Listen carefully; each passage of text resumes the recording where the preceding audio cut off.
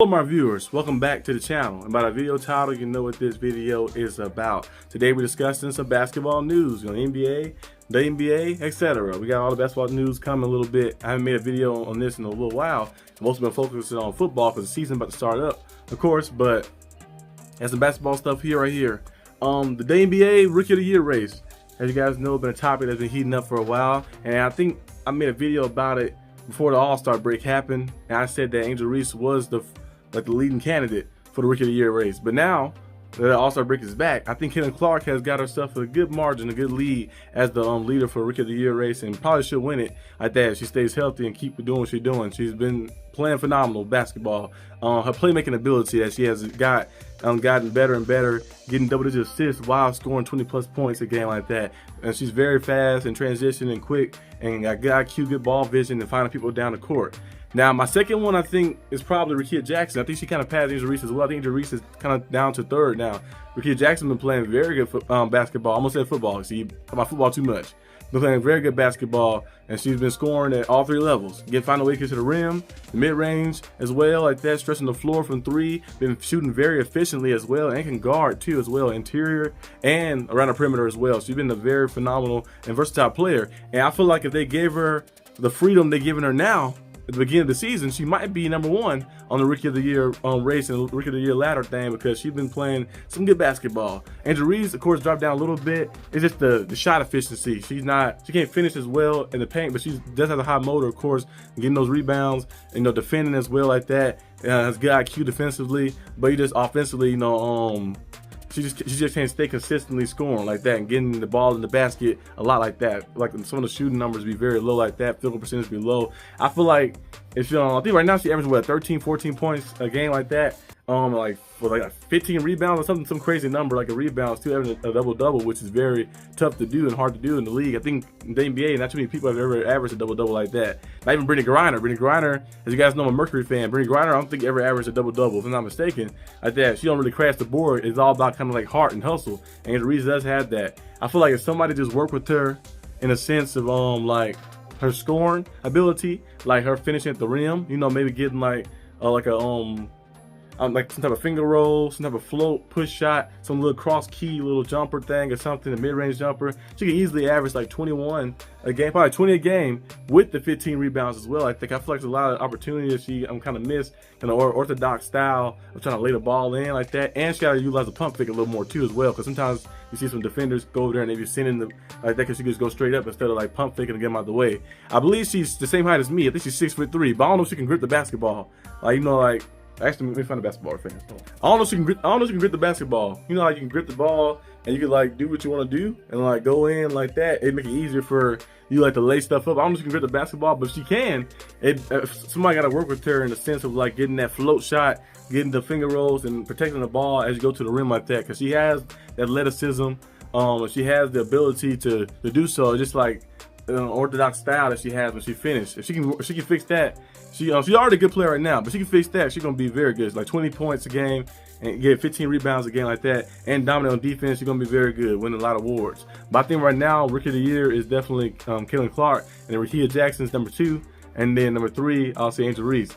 And I feel like I have to choose anything for the rookies to fix. I already mentioned Angel Reese stuff. I think Caitlin Clark, the only thing you really say is she used the mid-range game a little bit more. Because I think, kind of like Trae Young a little bit. Trae Young, he shoots a lot of threes, but his three-point shooting not really super efficient. He shoot low 30%. Caitlin Clark probably shoot, I think she shoot right now low 30% as well. I think it probably increased higher like that, but I feel like if she attacked and got to the mid-range spot like that and work on her middies and stuff like that and shooting in that level right there, become a 3-level scorer, I think that can open up a lot for her game because she has that playmaking ability too. And Rickea Jackson, I think if she add a little more playmaking to her game like that, because they start bringing double teams. I've seen it too. The Dallas Wings are doing it. They bring a double team off of the screens, and she was scoring so easily at will like that. They start bringing that, so you start finding your people, start finding people like that, and the outlet passes and making different things happen. It'll open up a lot for them as well. But these new generation rookies are very good. I've been watching the NBA since I was a teenager. So I was I think when the Dallas Wings got here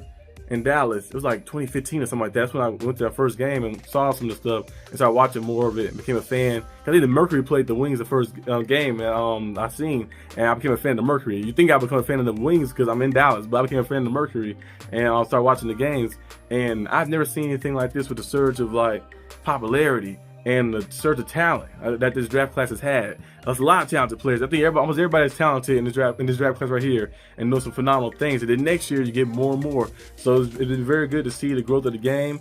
But that's kind of my prediction for Rookie of the Year race. I think Caitlin Clark is hers to lose. You know, she has some terrible games where Kia Jackson could jump in front of her and take it, or she has some both of them have bad games, like games that start kind of getting in a slump, and Jerice can get back up in there maybe and take it as well. But I think right now it's Caitlin Clark's to lose, and then Kia Jackson is at number 2 right now. I think, but she's moving on up too as well. I feel like if they utilized her a lot more, and in the beginning of the season, she probably would have been up there like that, been number 1. And they had to start using her in the fourth quarter. The coach the Los Angeles Sparks coach, he always throwing his players underneath the bus. He'd throw them underneath the bus every single time they lose. Like, well, we need them to be more. I'm like, you should put me out in the fourth quarter. Then you take me out the fourth quarter in key situations and like kind of limited me. Then you put me at the end of the game while I'm not still heated up like that. It's just like a little bad. Like you ever played 2K before and you start making all the shots in the game and the coach just sub you out on the game and then you get back in the game, you're down by 15. That's kind of what he do in real life. I don't know why he does that for, but hopefully he start getting on the same page with his players. I know the Los Angeles Sparks are out the playoffs, of course. They're out of consideration to make the playoffs most likely, but they still have opportunity to use these games to build up chemistry, to build up more stuff. And Odyssey Sims was a very good pickup. I think the other day when she played Dallas, she scored like 20 points, 10 assists. Went out there and went absolutely crazy. So she's a good pickup. They should maybe keep her around. They do need a true point guard out there. Yeah, but what else was discussed today? Oh yeah, the Magic Johnson and of course the Anthony Edwards thing like that. Magic Johnson and Anthony Edwards, have a few words for each other. I think Anthony Edwards was asked about the older generation of basketball, and I think he said something like none of them have skill. And he said Michael Jordan was the only person who had skill back then. He said that's why people are so amazed when they see Kobe Bryant because he has skill. He said now all of us have skill. And I think a lot of the legends, of course, took that as a offense. It's like, dang, you saying none of us have skill and only Michael Jordan got skills? And then Magic Johnson answered back and fired back and said, I would not take anything or any comment for anybody who ever won a championship yet. He said he didn't win a championship in college. He didn't win a championship in high school. He didn't win a championship yet, so his opinion is irrelevant, basically what he kind of said, a little bit in a sense. So, Magic Johnson won a championship his first year, so he can say that, like, hey, like most people say, well, he only been in the league for a little bit, but hey, I won mine my first year. I won championships early on in my career like that, from start to finish. So, I don't know what that even came about. I don't even know how that even got like to be like some type of thing. I remember seeing that on I was seeing that on Twitter. I seen that like on the NBA news thing on Google. I was like, it's Anthony Edwards versus Magic Johnson. I thought he was like talking about like a hypothetical like thing in the game. I know the 2K game is coming out too as well. I thought he was talking about that, but he's talking about like real life.